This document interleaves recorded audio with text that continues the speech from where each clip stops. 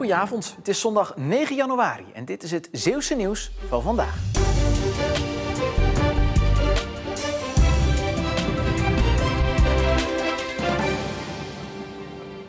Bij een steekpartij in Middelburg is vanmiddag een jongen van 15 jaar zwaar gewond geraakt. Volgens de politie werd hij bij een grasveldje op de hoek van de Meanderlaan en de Overloper gestoken. Voor het slachtoffer werd een traumahelikopter opgeroepen, maar uiteindelijk is hij met een ambulance naar het ziekenhuis gebracht. Wat er precies is gebeurd is nog niet bekend. De omgeving was langere tijd afgezet voor onderzoek. De politie is nog op zoek naar getuigen en vraagt camerabeelden op in de buurt. Leuk stukje wandelen en lekker eten. Eten en je calorieën er meteen weer vanaf lopen. Dat is het idee achter de Tasty Walk. Dit weekend vindt die plaats op de Brouwersdam. 12 kilometer lang lopen en vooral heel veel eten. Zo'n 500 deelnemers deden mee aan de wandeltocht van strandtent naar strandtent. En bij iedere tent stond er iets anders voor ze klaar om buiten op te eten. Hier achter mij krijgen ze allemaal erwtensoep. Nou, ik ga gewoon niet vertellen wat ze ergens anders krijgen, want dat zien ze allemaal nog wel. Maar het is eigenlijk een culinaire reis over de Brouwersdam. En voor sommigen valt die reis zwaarder dan voor anderen. Die doelgroep waar ik onder val, die misschien 's ochtends het vuil nog buiten zijn met de auto aan de straat, die hebben er wat meer moeite mee dan die wandelaars. Kijk, die lopen gewoon, die vinden het een leuke ronde en die komen lekker wat eten. Deze wandelaars kwamen de kilometerslange tocht in ieder geval goed door. Lekker buiten, heerlijke hapjes. We ondersteunen ook nog een klein beetje de ondernemers op deze manier. En gewoon de gezelligheid van mijn zus. Er zit ook een drankje bij, dus ja, altijd goed. Beter als thuis op de bank zitten. 2 erwtensoep voor haar en 2 gluwijn voor mij. Dan gaat het wandelen nog net iets beter. Ja, inderdaad. Ik heb een beetje pijn in mijn knie, dus goed blijven smeren. In het zand van het badstrand in Vlissingen worden wel vaker verloren spullen ontdekt. Maar wat Marijn vorige week vond is wel heel bijzonder. Een urn. Ik zag hem eigenlijk in de verte al wel liggen. Het was natuurlijk zwart, dus het viel op. En een van die lampen die hier was opgesteld, omdat ze hier bezig zijn met het opspuiten van zand, die liet me eigenlijk die urn zien. Wanneer Marijn de urn onderzoekt, ziet hij onderop een tekst staan met de Duitse woorden Kunststoffurne. Ook ziet hij door een opening as in een plastic zak zitten. Maar een naam of een adres, dat ontbreekt. Ik dacht eigenlijk als eerste, hoe komt hij hier terecht? Ik heb gedacht zeg maar, aan dat mensen gewoon hun dierbaren hier hebben uitgestrooid. Of dat hij misschien van een schip is afgegooid omdat iemand veel op een schip heeft gewerkt. Maar ja, met zekerheid weet ik het ook niet. Marijn belt de politie die de urn komt ophalen. Zij beloven dat de vinder op de hoogte wordt gehouden. Maar sindsdien is het stil. Het zou mooi zijn zeg maar, als het weer terugkomt waar het hoort. Of dat hij toch begraven of uitgestrooid kan worden. De politiewoordvoerder laat vandaag weten dat onduidelijk is waar de urn nu is.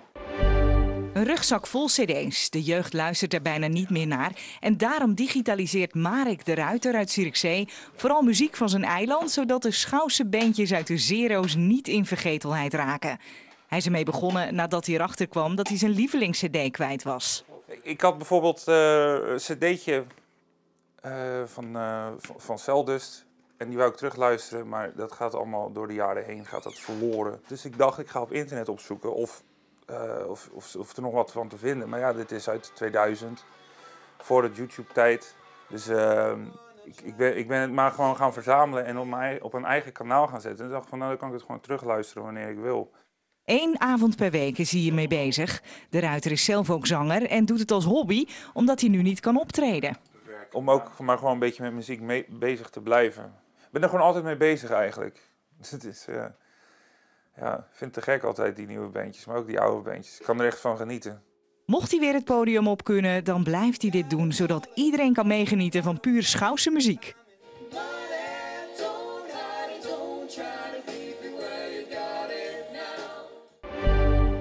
Leslie Patinama Kerkhoven begint morgen aan de kwalificaties voor de eerste Grand Slam van het nieuwe tennisseizoen. De tennisster uit Zierikzee zit daarom al sinds de jaarwisseling in Australië.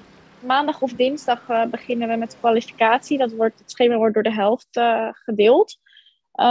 En dan is het gewoon 3 wedstrijden kwalificatie. En dan zit je in het hoofdtoernooi eventueel. En ik speel ook nog hoofdtoernooi dubbel. Dus ik zit hier sowieso nog wel 2 weken ongeveer. Patinama Kerkhoven begon 2022 met 3 overwinningen op het WTA-toernooi van Melbourne, waar ze in de 8e finale werd uitgeschakeld.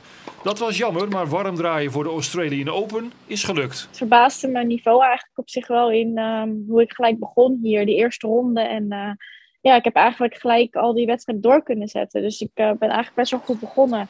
De Zierikzese is op dit moment de nummer 148 van de wereld en wil dit jaar graag de stap zetten naar de top 100.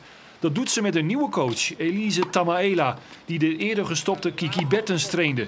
Ze is een tenniscoach, maar ook heel veel verstand van het fysieke gedeelte. En dat is waar we heel erg hard aan werken op toernooien, om dat gewoon naar een hoger level te tillen. En ja, dat gewoon haar ervaring met mijn spel samen, ik denk dat dat een goede combinatie is. In de eerste kwalificatieronde van de Australian Open speelt Patinama Kerkhoven komende nacht tegen de Chinese Yu Yan. De regen van gisteren was snel opgedroogd en dat kwam vooral door de wind, al viel het met de windvlagen vannacht nogal mee. Overdag hadden we nog windkracht 3 tot 5 en komende nacht is daar maar windkracht 1 tot 2, op zee windkracht 3 van over. Het weerplaatje was klassiek met een westenwind, vrij veel opklaringen, stapelwolken en landinwaarts een enkele bui. Vannacht is het dan droog en er is dan maar weinig wind, de wind draait ook bij naar zuidwest tot zuid. Minimumtemperatuur van 1 tot 3 graden. Mogelijk ontstaan er een paar mistbanken of er komt wat laaghangende bewolking voor. Morgen is een droge dag met windkracht 2 tot 3 uit het zuiden tot zuidoosten. De eerste uren is er al wellicht een paar mistbanken. Verder is het vrij zonnig, al is er ook al hoge bewolking. De maximumtemperatuur is opnieuw 7 à 8 graden. Dinsdag komt er een klein front uit het westen met latere kans op een beetje regen, maar het lost snel op. En daarna is het droog met zonnige periode tot aan het volgende weekend, met 's nachts en 's ochtends kans op enkele mistbanken. En tot zover, nog een fijne avond.